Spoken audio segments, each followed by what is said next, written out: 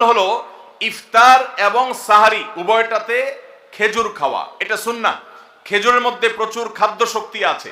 আমরা রমজান মাসে যে রোজা রাখি, সারাদিন পানাহার বর্জন করে থাকি, আমরা যদি সাহারিতে খেজুর খাই আমাদের শরীরে প্রচুর পরিমাণ খাদ্য শক্তি থাকবে এই খেজুর খাওয়ার ফলে। খেজুর অনেক উপকারী একটা খাবার।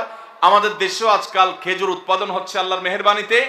এই খেজুর ইফতারিতে নবী করিম সাল্লাল্লাহু আলাইহি সাল্লাম আধা পাকা আধা কাঁচা খেজুর, যেটা যে অর্ধেক পেকেছে অর্ধেক কাঁচা, সেগুলো তিনি পছন্দ করতেন। সেটা না পাওয়া গেলে সাধারণ খেজুর এটা দিয়ে ইফতার করা, এটা আমরা সবাই জানি।